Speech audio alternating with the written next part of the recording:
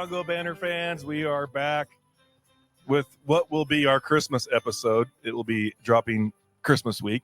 Don't know what day yet. But we're fired up to be back on the airwaves and enjoying this winter break as we have this great week between Christmas and New Year's. And we are so fired up to be on the call today with David Olson, the co-head coach at Bellevue Community College. Thank you for joining the Fungo Banter today. Yeah, thanks for having me on. I'm excited to be here, guys. Oh, we're fired up to have you. And right away, our first hard-hitting question, what's your favorite fungo? Now, I promise you didn't twist my arm to say this ahead of time, but it is the Devo fungo. Hey, there you go. I love those things. They hooked us up with a couple at Bellevue College, a little discount, and they painted it, put my name on it for me. It's navy, Bellevue blue. That thing's sweet, man. So it's got some of the best pop in the game. I'm just saying, it makes me sound good when I hit it. Yeah, it's a good one. So talk us through your path in coaching, just your path in baseball in general and your playing days. And did you always want to be a coach? And just talk to us through a path to where you are today. Sure. It's funny. I knew that question was coming. And I tell people this all the time, actually, as a player.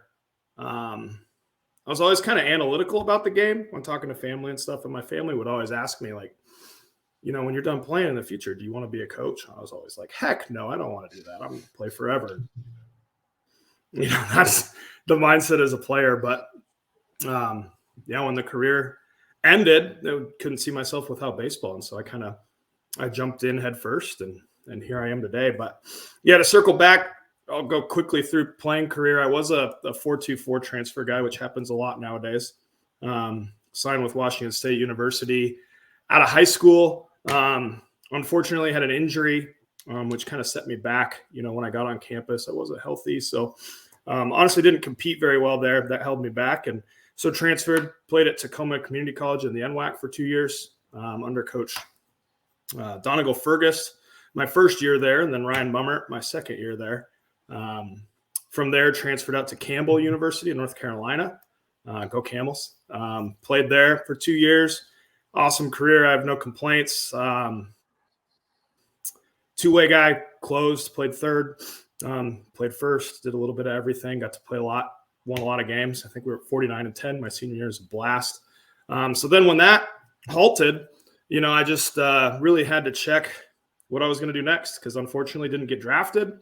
Had a great career, was an All-American, but didn't get signed up into the pros. And so went on to through Greg Goff, the head coach at Campbell at the time, his friend Brad Shelton at University of the Cumberlands gave me an opportunity to be a GA assistant for him there. Funny enough, that was actually a pitching coach role. I think I'm kind of known more as a hitting guy now, but wanted to get my foot in the door and transitioned into hitting really quickly because we were a coach down starting the season, and he found a really good guy. His name's John Jeans from out east there, who's a pitching only guy. And so they bumped me over to the hitters, and that was a quick transition. But anyways, got started with Brad out there. Awesome experience. Then had the opportunity to go back to Campbell under Coach Justin Hare when he took over the Camels out there. And I was his volunteer assistant for a year. Had some great experience there. Awesome. Got to coach with some really good players and really see that other side of the coin that I hadn't seen as a player. Really kind of built the foundation of what we've been doing now, or what I've been able to do now at Bellevue. But yeah, then, family had some health issues. Everybody's good now, but kind of one of those scary things, and needed to get back to the West Coast just to be a little closer to family at the time. So after 1 year there, moved back to Washington and ended up at Bellevue, where it's my 8th season now. So kind of grinded through the path there and each step of the way up the program, and I've learned a lot and gotten to do a lot, and working with Coach Yoshino has been a blessing, to be honest with you. Yeah, that's awesome. I mean, I think that anyone in this kind of Puget Sound metro kind of area understands the history of Bellevue baseball. And I remember in high school, I didn't know a lot about NWAC. I ended up being an NWAC player, and the only time I experienced it was just going to a game at Bellevue College. And I think you wouldn't have gone there as a kid if it wasn't kind of a storied franchise. And you guys have done such a good job at maintaining that success. And Fun to see you guys at the NWAC tournament last year, and it wasn't where wanted to finish up, but you guys definitely are putting together a good team that I think everyone's excited about. Talking to Coach Yoshino 2 weekends ago, got to see him, and man, he was smiling, he was grinning ear to ear, talking about how he likes this team, and I think this is that time of year where we all sit around and are unsure. We're picking holes at our own team. Well, we can't do that, or we can't do this. And you start to think about the negatives, but it's nice to see you guys are doing well. But talk about that success at Bellevue. I mean, being able to link on with that program and the wins you guys have collected in the past year, the amount of professional baseball players that have come out of that program and continue to come out of that program. Has been pretty awesome. But talk about the success there, how you've been able to continue that and how you kind of see things working in the future. Yeah, thanks. No, it's been, like I said, a really good growing period this 8 years with Coach Yoshino. He, excuse me there.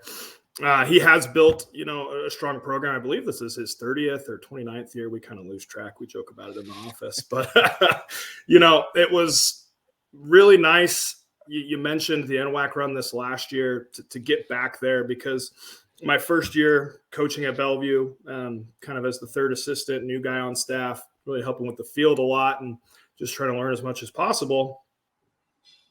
We made it to the NWAC tournament, and that was the last time we had been that far until this last season, and we can measure success in seasons, not only the win-loss record or postseason finish, but moving players onto the 4-year level. Like you mentioned, pro guys like our guy Austin Shenton just cracked the 40-man for the Tampa Bay Rays this year, which we're excited about.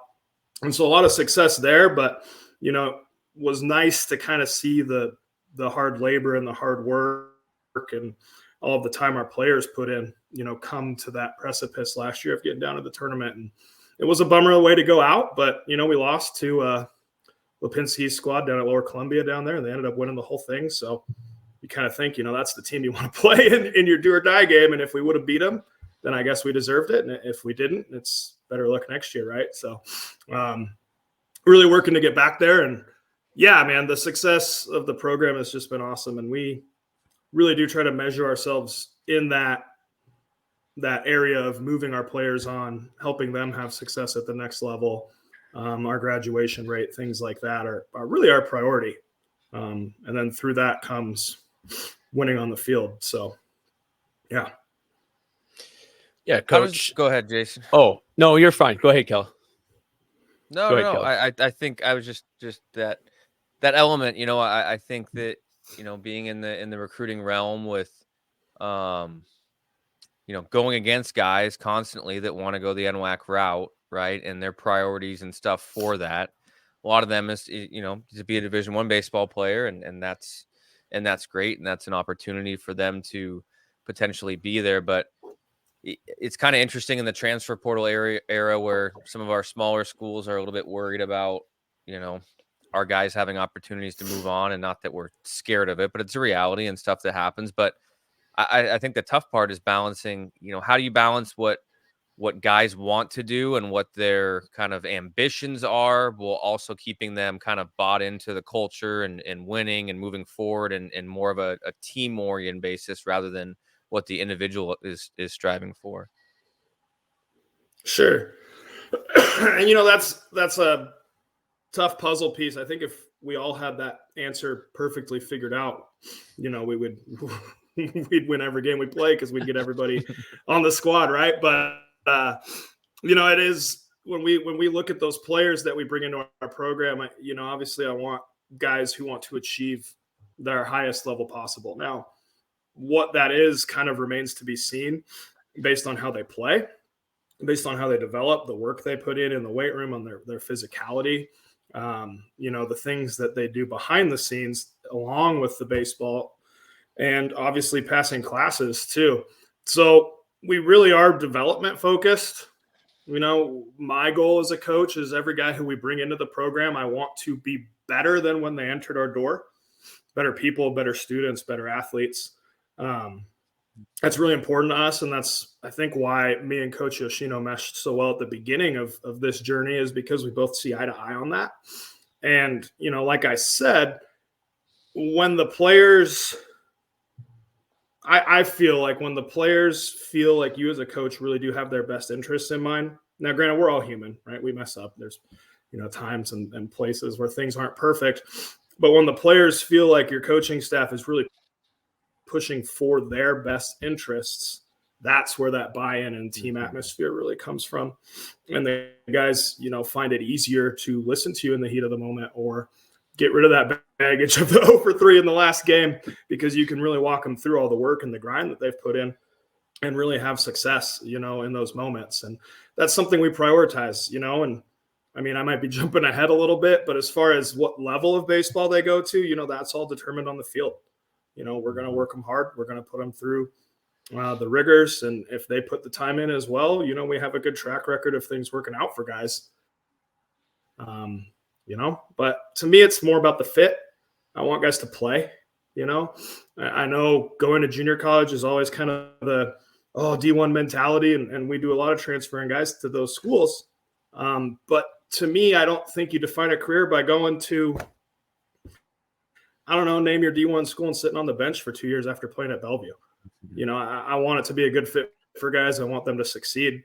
And then ultimately that helps us in the future. So whether it be D1, D2, D3, NAIA, wherever it can be, for that player's best interests, that's really what we're trying to do. And it works out pretty well, actually. We've had a lot of guys really enjoy experiences at schools, even passing up Division I offers. Like I have a guy working out at U Cumberland's, where I coached in Kentucky, and he went out there kind of a Seattle kid, not sure what to expect of moving to Kentucky, and he's on year 2 out there, and he's loving his life. And those are the kind of stories we like to hear. So hopefully they go back to the World Series again this year. That'd be sweet.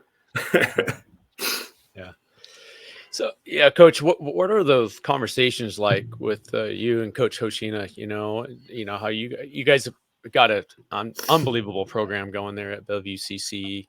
What are some of the basically your pillars of success, and what are those conversations like with your players? And, I just think about every coach out there, high school, college, they want to be successful in their programs, and there's a lot of guys are dialoguing with each other. What makes you work better for your program that I can add to my program, So what are those things, and what are also, to add to that too, Coach, what are some of those core values that you guys really strive there at Bellevue CC?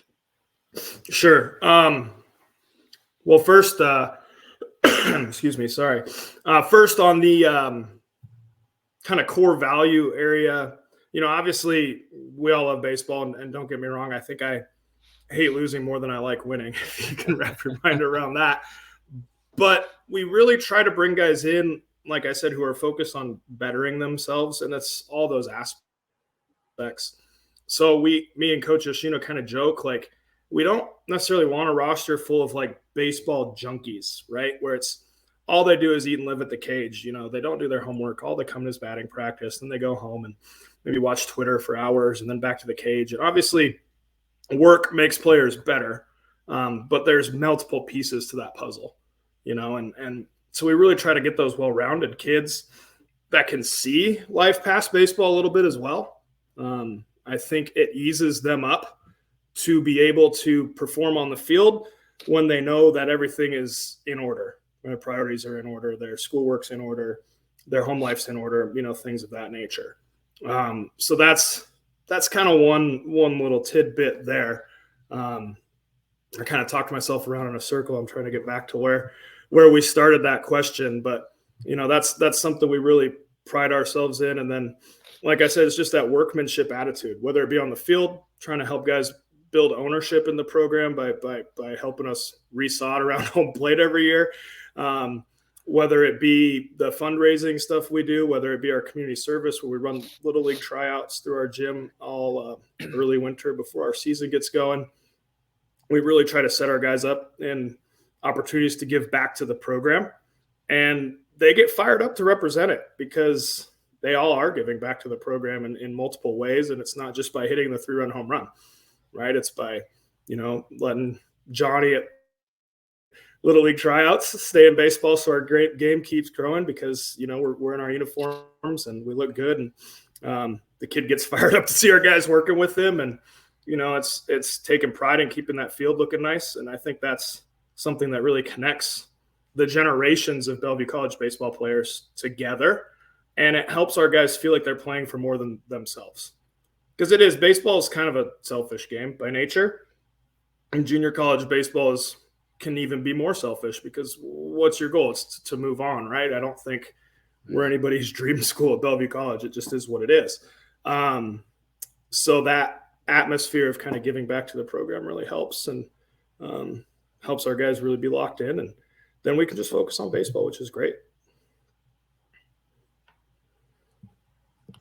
Well, let's get into a little bit we'll talk some practice planning and something that's so important, right? With the coaching, I mean, to have the leadership and the direction of where we want things to go. Talk us through what an outdoor, like a daily practice might be for you guys and trying to keep that flow and pace with it and just trying to keep, 20, 30 guys engaged throughout a 2 to 3 hour span.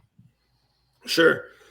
Part of it with our squad is we actually do hold a smaller roster kind of intentionally. We usually have about 28, 30 max. It's usually about kind of an even split, 15 pitchers, 15 hitters. So coaching wise, something that's really important to us, so myself with the hitters and Coach Yoshino with the pitchers, is to get a lot of one-on-one time. And by keeping our groups a little bit smaller, we have that ability. So caked into kind of every practice is a lot of one-on-one talks, being able to get with guys, pull them to the side if you need to, because we have the time to do that. And then through doing that, we won't be there for 6, 7, 8 hours at the yard, right? Like Coach always jokes, if we have 25 pitchers on staff and he wants to go one-on-ones with all of them for the bullpens, we'd have 8-hour practices. So we do that intentionally.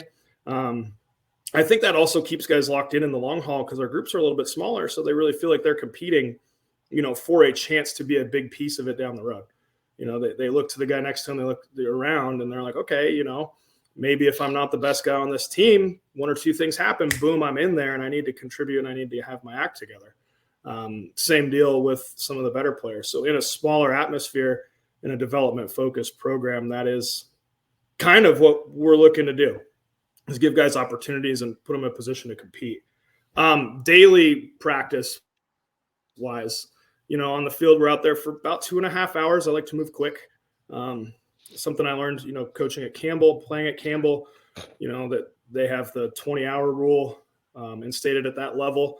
And that's something we try to replicate to get our guys used to that, right? Because we don't have at that level 4 hours to take batting practice and get every swing right.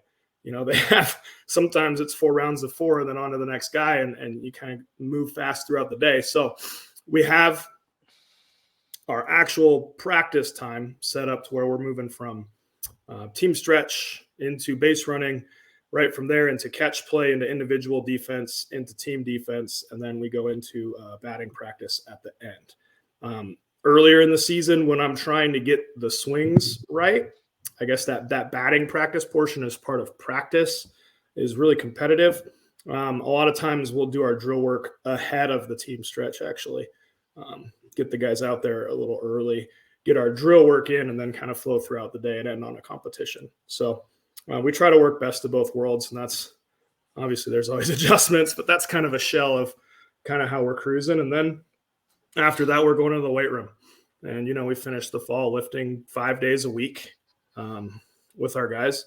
My assistants, now that I'm married, do a really good job helping out with that. Jordan Perry and Dylan Vachulik really do a good job in the weight room with the guys. Plus, it's nice to give the players a little break from me and coach, I think, when they're in there. But, yeah, that structure is good. And, when you're doing it consistently and devoting the time to it, we see a lot of results, which is awesome. Coach, do you see that your guys enjoy that a lot more with a smaller environment? Or do you see that guys, maybe it's a little awkward? It's almost kind of like putting a student in front of the class kind of scenario, not so much, but I love that. That whole thinking, I think the smaller environments really can work on the details to kind of loosen you up, to kind of get more vulnerable. I like to say as maybe as a coach and as a player, so you can start to understand your athlete better. But what kind of response have you seen with, especially those incoming freshmen? Yeah, I mean, it's something they need to get over quick, right? Because when they're in the box in the bottom of the ninth, the lights are on them. You can't be right. Mr. Shy Guy in the moment of the game. Yeah. But yeah, I mean, the freshmen fit in well. They take a little bit of time to get up to pace. It seems like they really do get shocked by seeing the growth of the sophomores to the the freshmen come in, just like we all do. We think we're the best out of high school. We show up and we're the guy, right? It's our job to lose. We're the guy. It's the right mindset you should have as a player. But then they show up and, we put our pitching machine we call Billy. You guys heard earlier about a nickname. We like to nickname our machines. But we throw Billy out on the mound day one at 94 in the Spinball iPitch Pro machine. And the sophomores are barreling the thing up all over the yard, and the freshmen are whiffing. And it's kind of like, you set that precedent quick. And then I explain to those guys, look, those guys have been doing this for a year. The more you do something, the better you get at it. And you just kind of set that. And if guys buy into that, they can kind of get over those scary moments, because you can really believe and trust and fall back on the work. And yeah, it's fun. Mm-hmm. Do you find it, maybe if this is easy, do you find it easier, with those numbers to be able to build your culture quicker earlier in the fall and what you guys want to be? Yeah, definitely. And like I said, that's intentional on our end. We could bring in 40. There's no rules against it. I understand there's pluses and minuses to both methods, with heaven forbid we get hit with the injury bug. You want to make sure guys are healthy if you do keep a smaller roster. But yeah, I mean, the guys show up and get to work. And I think it does help buy-in too. Because when I do recruit them, and I know you wanted to talk about recruiting later, but when I recruit these guys, I sit down with their families in the office. I sit down with the athletes in the office. I'm saying, hey, our program is committed to helping you get better. We're committed to helping all 30 guys on the roster get better in whatever piece that is and whatever pace that is, but we're going to get better. If we do that, we'll win games. But we don't feel like, if you're really going to achieve your goal, having 40 hitters and having a, short rounds or super, you get what I'm saying, man. It does help with that buy-in with the athletes. And it kind of shows to them that we are committed to getting them better. And it's easier to hold them accountable too. Because day one, I always tell them, I'm like, hey, we do this for a reason. It's been our method. It's the way we do it here. Look around, man, there's not a ton of you. So if 4 of you guys flunk out, we're going to be really hurting in the spring. And it helps those guys kind of keep that accountability. If that all makes sense. Oh, yeah. But yeah, the team culture wise, they buy in quick. The field humbles them a little bit too. They realize it's hard work. It's all the turf guys now. Well, it's funny. Half of them show up and don't know how to use a rake the right way, which is the culture of baseball we have nowadays. But, we have grass and dirt and mud. I know, Kelly, you do the same thing up at your school, man. And those guys learn it quick, and it's awesome. What is the right way to use a rake? Depends on the day, coach. Sometimes you got to flat side it. You got to move it front to back, left to right. You just got to level it out. You can't do the same thing all the time. More flat than teeth, right? More flat, more often. Definitely. Flat. If you're trying to dry it out, teeth. If you're trying to keep it from getting wet, flat. Definitely. Yeah, that's all right. Love it. Yep, same page. I was going to ask, with those numbers, I start to think from that coach brain of like trying to put together an inter squad scrimmage, right? We got 15. I know high school coaches in different areas. Most don't have the luxury of going 9-on-9, but talk about kind of how you guys manage that throughout the fall and in the spring period to get guys built up. I know there's the 3-team scrimmage. I'm not sure if that's what you guys do with it, but talk about how you make that work to allow a scrimmage to happen. Yeah, I haven't messed around with the 3-team scrimmage much. I'd actually be interested to learn more about that if you want to enlighten me on it. But, with 16 hitters, let's just call it 16, you have one in every defensive spot. You have 8 on a roster, no DHs in the scrimmage. If you recruit specifically or have some guys who are versatile, you can rotate them to infield, outfield, catch if they're a catching guy. Part of that, I think, builds their athleticism, because if I have a guy who hits 400 but can't really play a defensive position, he might end up in the outfield next year. I don't know. There's different pieces to that. So having 8 on 8, also kind of gets more ABs going. If we have some injuries or guys who are out or whatever, I'm not afraid to let pitchers play defense.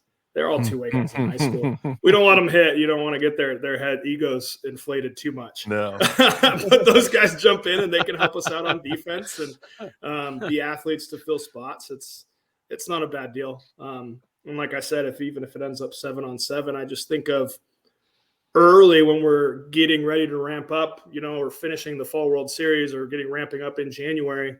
That's just, 4 more ABs a day a guy gets. We'll do a 7-inning scrimmage, and a lot of my hitters will have 5 ABs. I think that's awesome. And then that way we get it done without the pitchers throwing 60 pitches in January. They're 25 on and off, and we're getting a lot of ABs, and it's pretty efficient. So that's kind of been the way we've done it. The 3-team scrimmages, stuff like that's really interesting to me. We do a lot of non-pitcher scrimmages with our pitching machine. Again, the iPitch Pro, I'm not endorsed by those guys, but that thing mixes, and you can program different pitches in different locations, and it's awesome. Best machine I've ever used. But yeah, we really want to do a lot of live and play real baseball. And that's kind of the best way to get going with it on our end. That's you got me all fired up, because we're in the same situation with, we're small high schools, right? And I some of the things and some new guys to our program might be put in a situation where they're having to play a spot they've never played before, and they look at me like, "Coach, you got to figure out the throwdown here soon, man. We got to compete. We got to find." And I know you're in a different situation than we are, but I'd love it, because it's making people be uncomfortable and see what kind of an athlete's this person. And you never know. We do have a big injury late in the year, and crap, who can play third? Well, he did in the scrimmage that one day and didn't look half bad. So it got me fired up for that. That happened to us last year, and we made it to the NWAC playoff through some of those injury things, but we had 3 first basemen go down with like freak injuries. One kid had to get a hip surgery. Another kid broke his forearm on a check swing, ball hit his arm, and another kid was a really bad ankle thing. So we really didn't have a true first baseman left.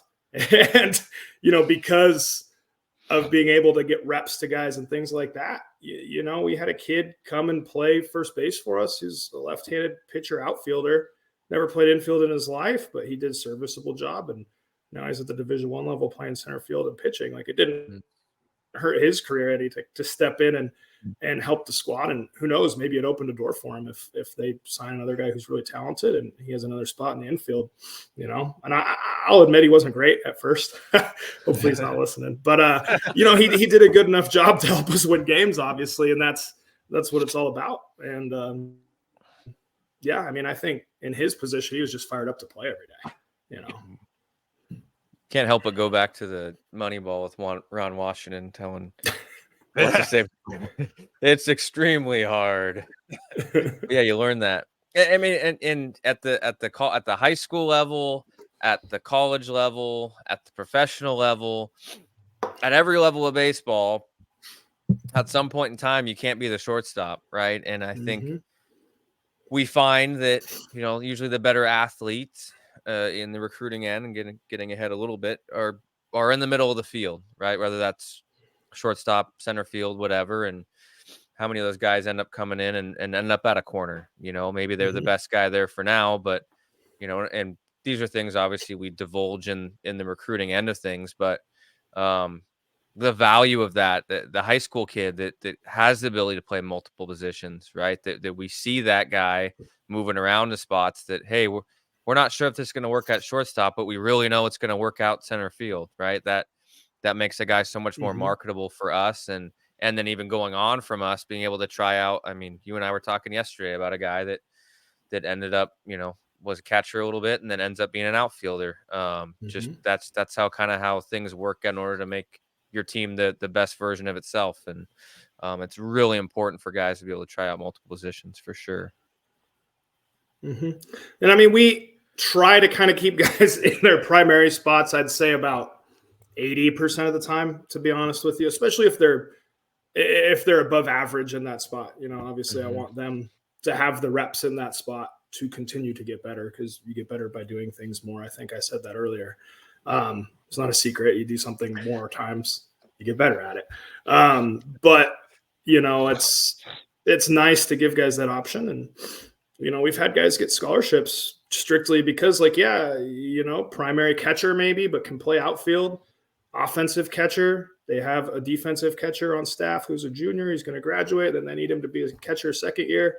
Okay, kid can play outfield, swing the bat, and then step into that catching role senior year and have a great career. There's nothing wrong, I think, with that as far as moving through the ranks. And it's fun too, especially when you got a guy who might be out of position to help fill a need in a scrimmage and he makes an amazing play. The guys get all fired up. It's a good way to create some energy too, man. Absolutely. Well, let's dive into some hitting. And I was talking to Kelly a week or two ago, and I was like, man, I'm taking over the hitters again. Small school head coach, you go back and forth to who you might have on your staff. But I was like, I didn't need to talk some hitting. He's like, I got a guy. I'm like, perfect. And so that's why I'm so fired up for this tonight. And talk us through some of your, absolutes you have within your hitters, whether it's starting day one and trying to implement that, or is it something that you've already gotten accomplished through the recruiting process? But, what do you want your guys' offense to stand for within the hitter, as a hitter? The general overview, and that's what I tell the guys when I recruit them. We want to build an aggressive offense. So we want guys who are aggressive at the dish, looking to swing and do damage. Guys who are willing to get on base any way they can. When we get on base, we're looking to steal, get to the next bag. We're going 100% all the time when we're in between the lines. And we're ultimately trying to get to second or third for the next guy to hit us in. Offensively, specifically, I try to build guys in this program who have some juice, some ability to drive the ball out of the yard. Some years we have more, some years we have less. So as a coach, you kind of have to adjust to your personnel. But we do work really hard on trying to train our guys to hit doubles, meaning we're swinging with intent. We're trying to stay in the zone for a long time. We're building strength in the weight room. And if we perfect a ball, we're looking to shoot a gap or run it over an outfielder's head. If we miss underneath, hopefully it goes over the fence, which we've had seasons where we've done that a lot. If we miss on top, hopefully it's a hard to defend, hard hit ground ball.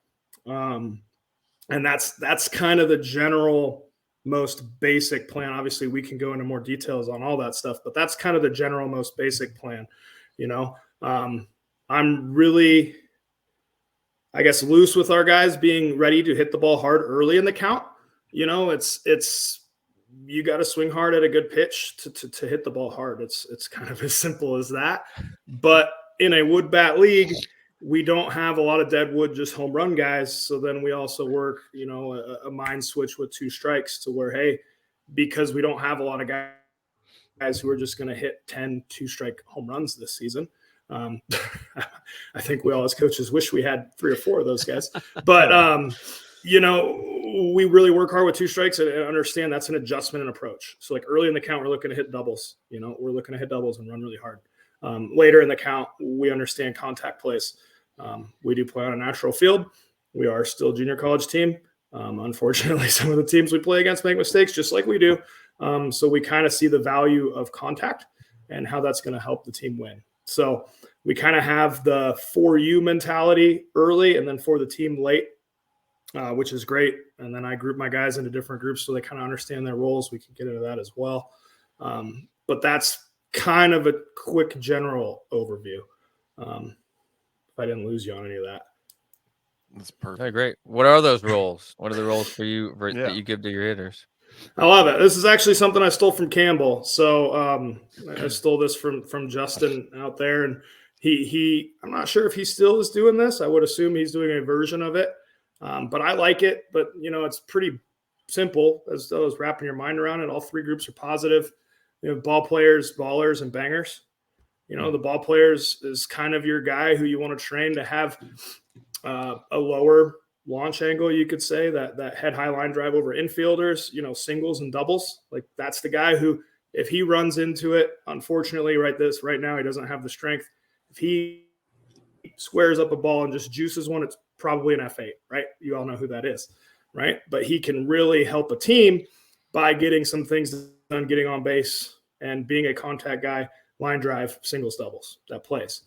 Those guys need to focus on the base running game, and they need to focus on some small ball stuff, some things like that to help boost not only the team's cause, but their cause. The baller group is kind of the kid who runs really well, also has some pop, but not a dead four-hole guy. You can think of like a Mike Trout, for example, would be like a baller. He kind of does it all. But at the same time, I don't think that guy's just scripping and ripping and trying to hit 500-foot home runs every AB either, right? He's kind of that mesh of the two. And then obviously your bangers are the guys who are just the thumpers, the guys who usually don't run as well. They're going to train at a higher launch angle because, sometimes they can clog you up if you're on first. So we want to hit doubles and hopefully run into some home runs. And those are the guys at our yard who hit it up onto the street, which we haven't had one in the last couple of years, but have some good memories of some guys hitting balls onto that street up there, which is cool. So that's kind of the three groups. And obviously as guys' bodies change, as guys' physicality changes for better or worse, they can kind of shift through. But they kind of all have their own training, I guess, external focuses, their own things that they're doing that are slightly different than the other groups because it's more meshed to their body type and their role, not only on our team, but probably their role at the next level as well. And Coach, is that how are you monitoring those things? Oh, go ahead, Jace. Oh, I was just going to say, Coach, is that a conversation that you're explaining, you and Yosh talking about the roles individually with each player when they get time? I mean, so in that, when they come in, okay, I'm either a player, baller, or banger, and knowing my role going forth on the season. Excuse me. I mean, that's kind of less of a conversation we have coming in. It's more of a conversation that kind of unfolds itself throughout the beginning of the fall. So as we're doing, our training, as we're doing our evaluations, you're kind of letting the kid's game speak for himself, and like I mentioned earlier, you might have a kid who has really good bat to ball skills and hits balls hard, but he's 165 pounds right now. He hasn't had time to develop and get that size. So when he stones a ball, it's an F8. And maybe he goes 300 squads with 6 F8s to the warning track. And it's just as hard as he can hit it because you're tracking some of that stuff via Rapsodo or radar guns for exit view and stuff. So that's the peak of what he can do right now. So it makes those conversations easier. It's like, hey, bud, we can hit 220 this year with a bunch of sexy flyouts, and the moms in the stands go, woo, But or we could try to hit 300 this year and run into some doubles and maybe have a chance to go play somewhere else. It's just all about kind of maximizing the odds of success for each guy. Yeah. What are some of those like traditional throughout the fall? You mentioned Rapsodo, and apart from the technology, are you looking for guys to be certain categories of on base percentage, of strikeout to walk, of we're okay with putting up with strikeouts? Are you monitoring those stats in a fall setting to make sure that guys are falling in line with what your goals are for them? Yeah. So we keep a pretty strict quality AB chart, and that's really what I'm most focused on. The batting average and stuff like that, guys can change so much. It's hard to really have a feel day one fall keeping those stats. I don't know that they're really super evident of what a player brings to the trade table. But it can help with those conversations. The quality ABs is important. And then again, back to that conversation, if you can show a guy like, hey, your quad percentage is like 75%, dude, you're hitting balls hard all the time. But that last game, how many hits did you have? Right. Or vice versa. Like maybe a guy's getting a bunch of hits, but he's not hitting balls hard. You just got to kind of suss that out. And the tools help. We do a lot of video. which is more for the coaches. We kind of take guys aside when we feel like they need to say it to make a change. But obviously you kind of have the Rapsodo, things like that. And then Coach Perry on our staff, he does a really good job. He charts every live pitch our guys see. So he dominates that, which is awesome because, like, I understand it. I don't have the patience to sit there and chart every pitch and every outcome. But he charts every pitch for the pitchers. So their success with a swing and miss, take and strike, ball, where in the zone, what the count was. He also charts that for the hitters. So curveball, strike, swing, ground out, right? Things like that. Or curveball up, double in the gap, curveball down, chase. So that really helps kind of specialize what each guy's going to look for as well, and then what their role is going to be, and I'm kind of ranting a little bit, but I get fired up talking about this stuff too, man. Let it roll. Yeah, Coach, I love the idea of the charting, and how much of that do you sit again, you're sitting down with your players, but I just really believe the more dialogue you can have with your team, it's just like running a business, the more your staff's going to be aware and be successful, right? So, being able to get as much information to those guys, what kind of benefit? I mean, what are you guys seeing on the field? Especially, I would say for a lot of those incoming freshmen. I mean, sophomores are probably just craving for. Hey, Coach, what do you got? You got some charts on, Spokane CC or Blue Mountain, whoever. Yeah. Yeah. To be honest, a lot of the deep dive into that data and the things we track, we kind of keep amongst the coaching staff and bring to the players like when it's appropriate, like when there needs to be an adjustment, or if a guy's struggling with buy-in. Things like that. The tough thing at this level, the junior college level, is, I mean, a lot of times the guys that we're getting into our program are pretty good athletes. They're talking to other schools. They just might not find that right fit. So they're coming to us. So they're athletic and they have ability. A lot of times the thing that really needs to get better is strength, obviously, which we touched on a lot. But then on the offensive end is adjustability, right? Like guys really struggle making an adjustment AB to AB. That's maybe why they're not getting that big scholarship, because a coach sees that. Whereas we see like, okay, we can help a guy with that. So when I have a hitter, especially, like, hitting's hard, man. There's a lot going on in your head. There's a lot of things going on. When I have a hitter, especially, I don't necessarily want him feeling like he needs to come look at the video or feeling like he needs to come look at the chart in between ABs. Mm-hmm. And we kind of have that relationship with the guys. It's like, hey, man, if we don't bring it up with you, keep doing what you're doing. The programming of our practice is based on these numbers and these things that we're seeing, right? Now, if a guy's really struggling to make an adjustment, okay, now let's sit in the office. Let's go through this. Let's really break it down. Let's get out the camera. Let's show some things like that. Let's get out the blast info data, show you what we're seeing. But I really want guys to be able to kind of get that feel to adjust on their own. And 2023, 2024 almost, so many schools across the country have access to data, TrackMan, Rapsodo, HitTrax, whatever, but there's still a lot that don't. And I don't know where my guys are going to end up playing. So if I feel like we build a bunch of guys who rely on that to be good, it's a slippery slope, right? They might end up at a school that doesn't have that, and then they're lost. But if they can adjust kind of based on some body feel and some trust from a coach who's seen some things, and then you see positive results, I think that helps them at the next stop a little bit more, if that makes sense. So it's a fine line on some of that stuff. Because you're right. They love it. They want to see it. I think, they'd love the chart instant feedback every single second they could get.